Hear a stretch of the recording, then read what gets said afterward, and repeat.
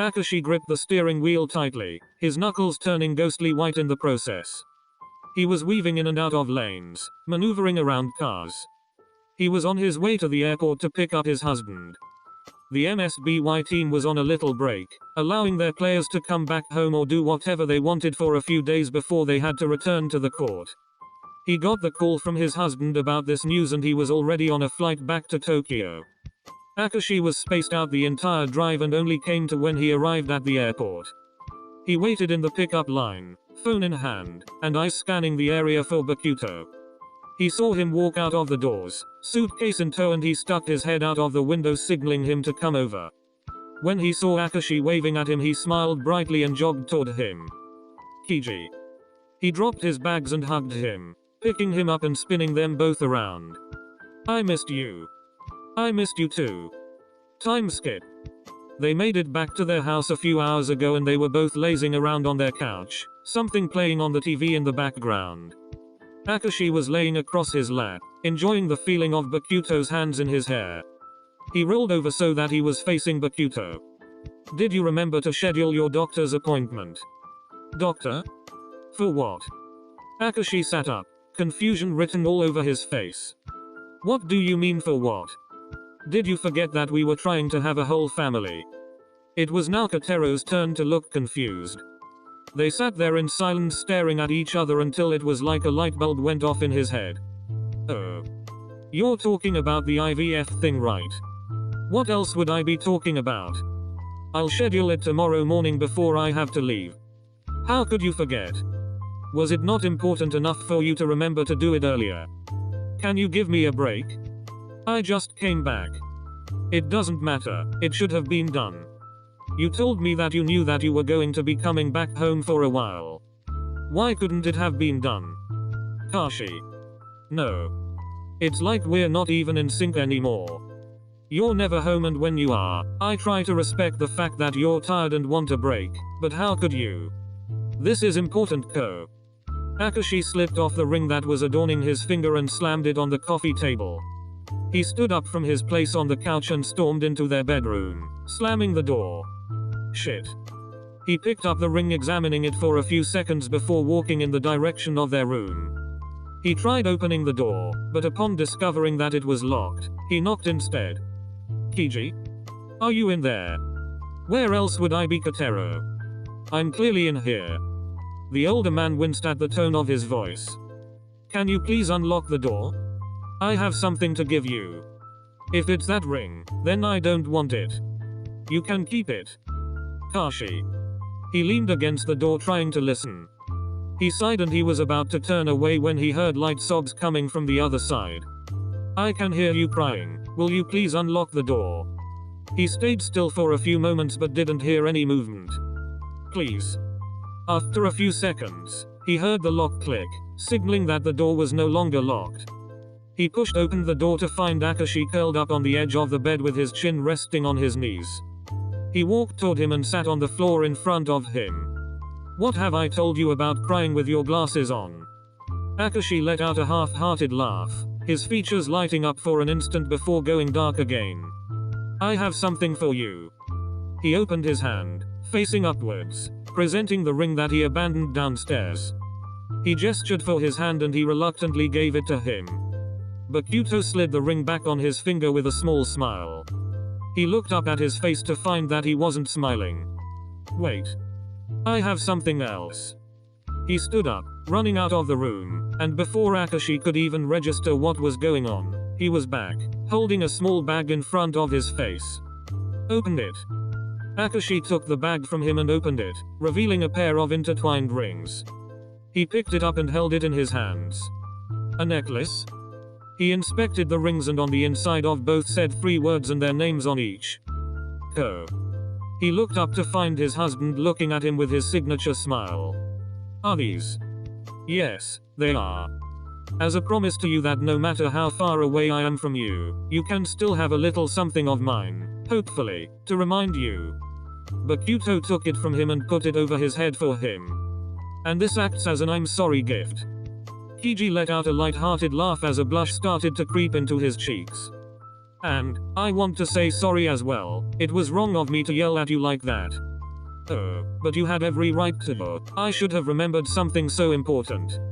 But we don't have to worry about it anymore, I'll get it all sorted out as soon as tomorrow morning. Alright, I trust that you will. You can count on me. Kiji reached out and put a hand on his cheek. Don't mess it up this time.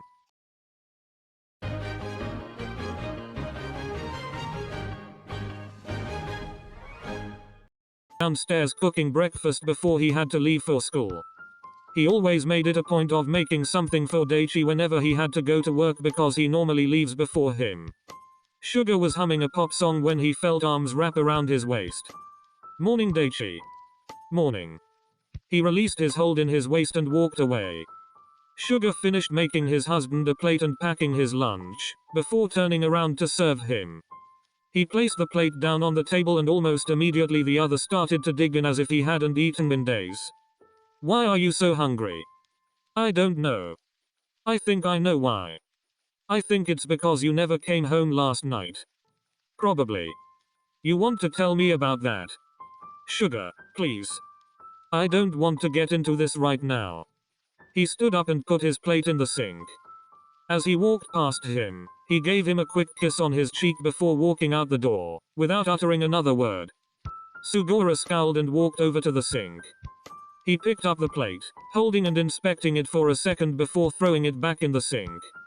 Upon impact, a small crack formed on the side of the plate.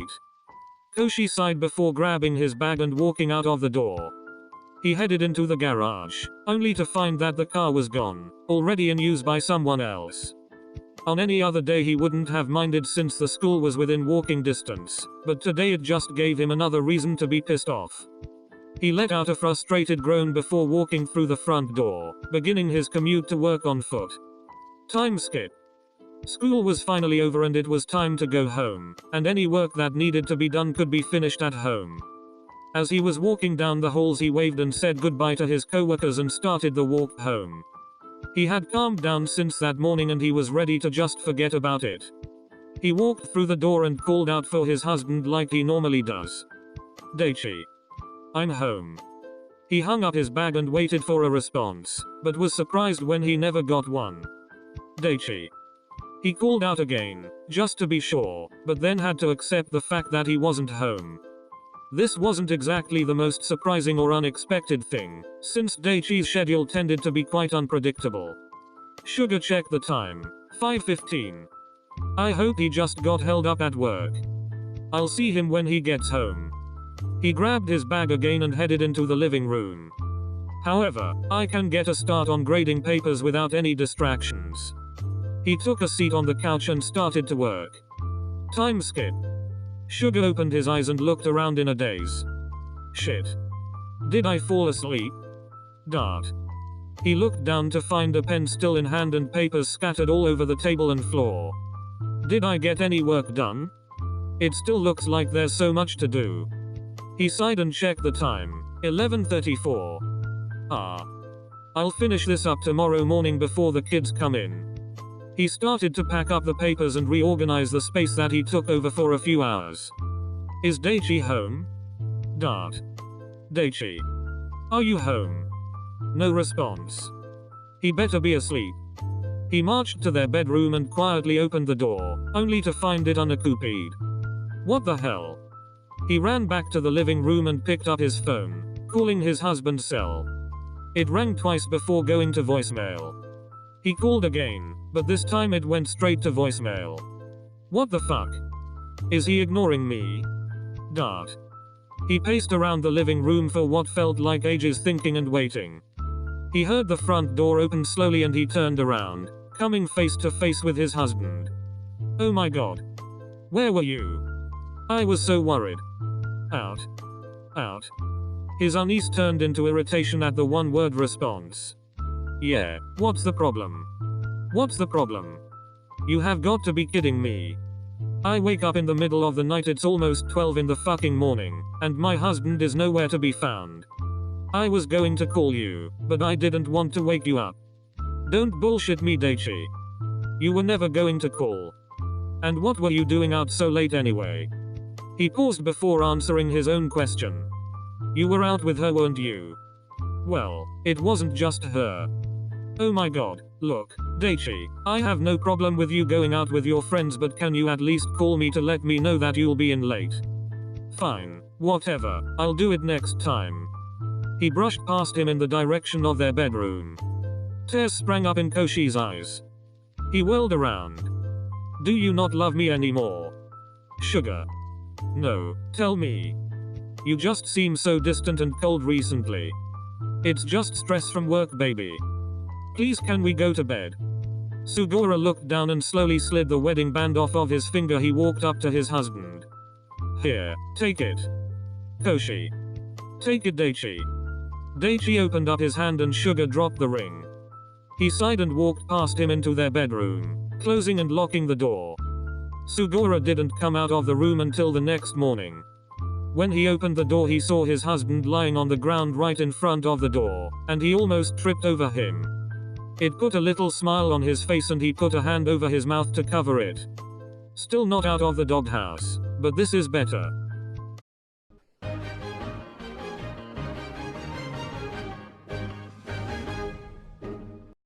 Hinata and the rest of the MSBY team had made it back to the house that they share while they're playing nearby.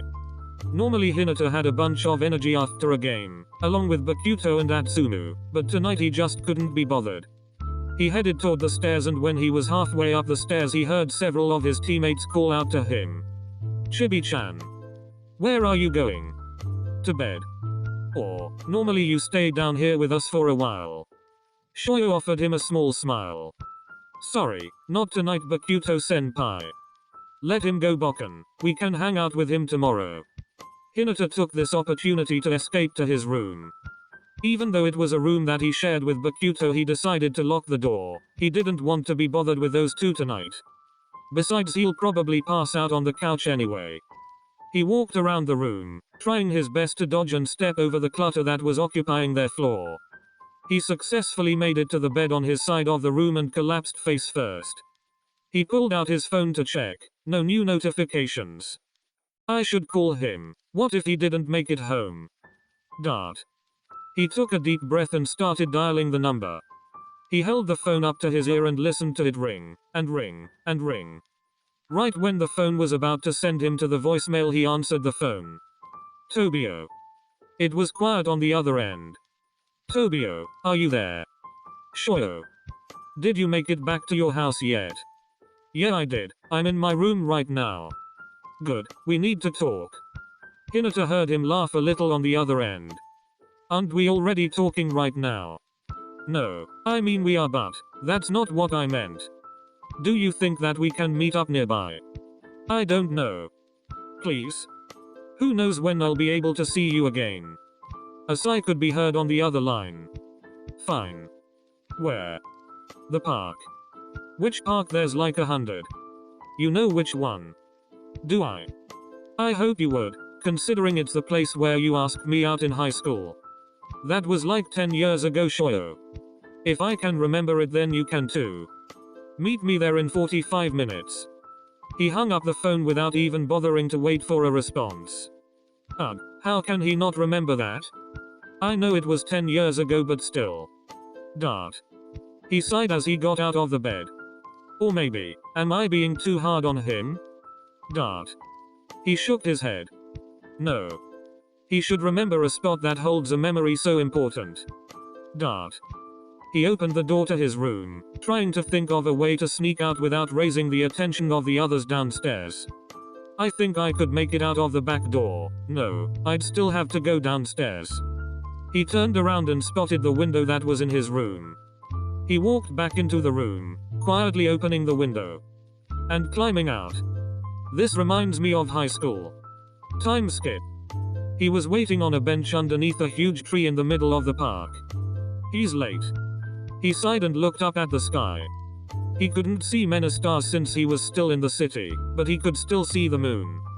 He examined the sky for a while, lost in his thoughts. He didn't even notice when Kojima came and sat next to him. Shoyo.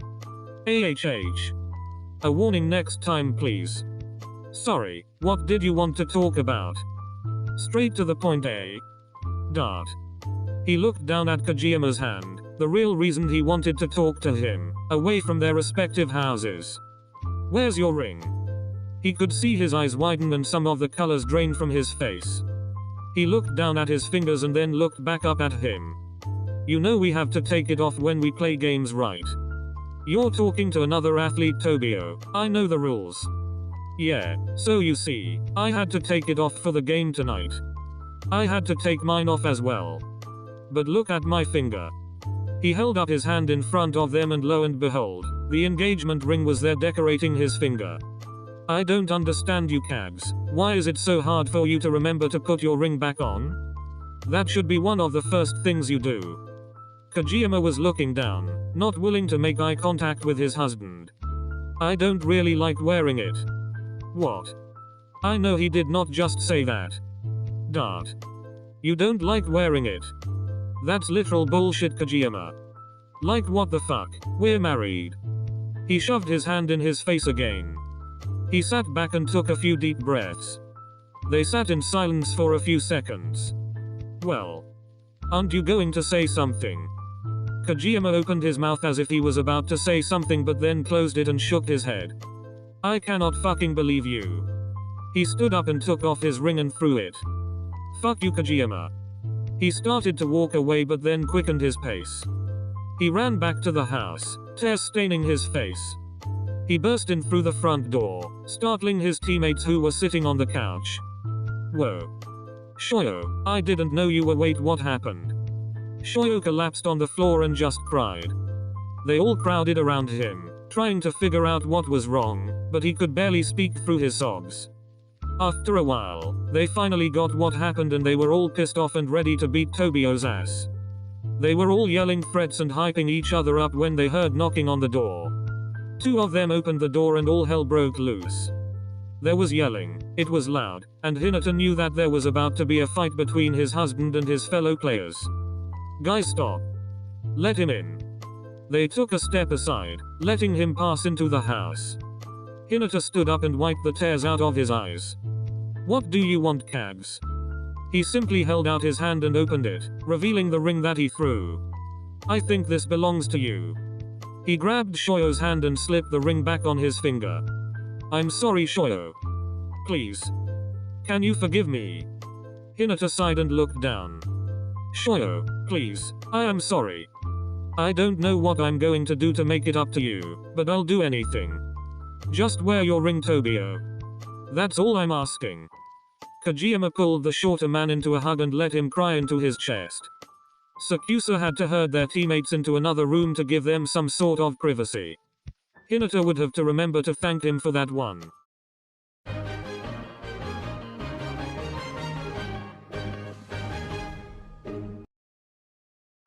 Yama, Tsukishima, and Yamaguchi got married soon after they graduated from high school. It wasn't anything big, they just went to the courthouse. No ceremony, no friends, no family, it was just the two of them. Yamaguchi still remembered the day Tsuki proposed to him. It was a very cheap ring that he bought from their local department store. He didn't mind and he didn't really expect a lot, after all, they were both broke college students. But they were able to scrounge up enough money to purchase a small one-bedroom apartment near the university. Tsuki. What? I'm going to be in late tonight. Some friends and I are going to pull an all-nighter for an upcoming exam. Fine, whatever. Do you want me to order you something? No. Yamaguchi turned around to face him. Are you okay? Sorry, I'm just tired. You don't have to order me anything. I'll figure out something for dinner. He stood up and walked over to Yamaguchi. Enjoy your night. He leaned down to kiss him before ushering him out of the door. Have fun, Yams. He said before closing the door. Yamaguchi sighed before walking to the university. Time skip. Yamaguchi? Yamaguchi. His eyes flashed open and he saw his two friends in front of him looking at him with big smiles on their faces. Are you good? We're almost done. Yeah, sorry guys. Tadashi pulled out his phone. 12:45 and he had no notifications from Tsukishima, a couple from Yaku and Lev but none from him. He sighed and slipped his phone back into his pocket. How are things going with that husband of yours? Fine. I guess. I don't know. I don't really want to talk about it. His friend respected his wishes and they continued, all three of them on the edge of collapsing due to exhaustion. After about another hour and a half, they had to call it quits and just hope that they would do well on the exam the next day. Yamaguchi yawned as he walked up to the doorstep of their apartment. He unlocked the door and pushed it open, revealing a dark and quiet apartment. Tsuki. He called out his name quietly, not wanting to wake him if he was already asleep. He walked further into the house and turned on the kitchen light, not expecting to see a complete mess everywhere. There were pots and pans in the sink, food residue on the counters, and dirty plates littering the table. What the hell? He remained where he was in the doorway, too shocked to even move. He heard footsteps coming from behind him and he turned around, only to come face to face with his husband. Hey. What is all of this? He turned and gestured toward the entire kitchen area. Sorry, I made dinner.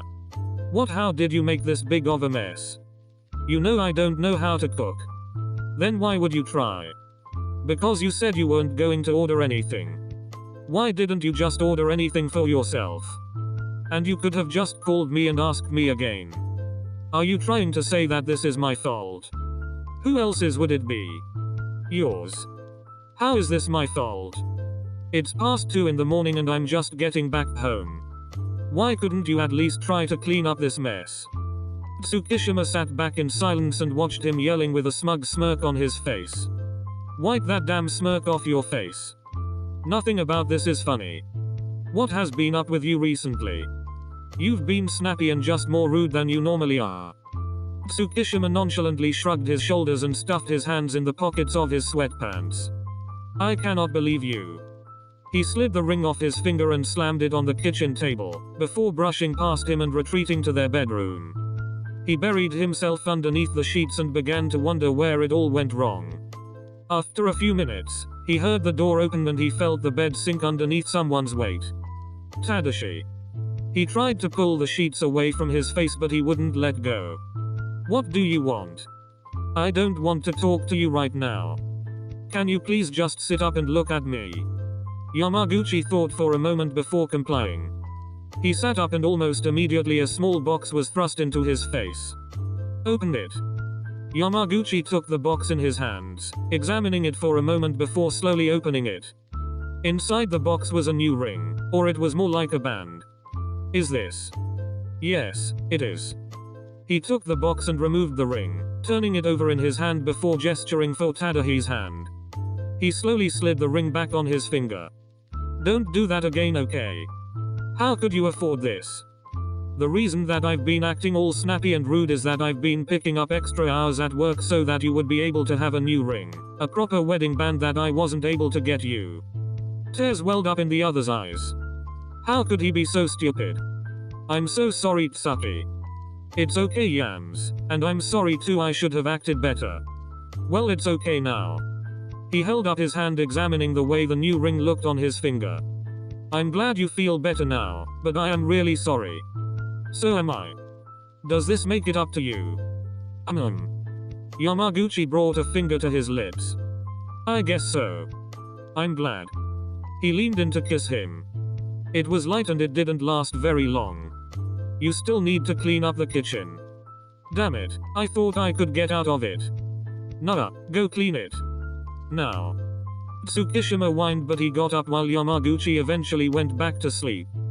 The next day at school, his friends couldn't help but notice the upgrade, and Yamaguchi had to tell them a toned down version of what happened the night before. And it goes a little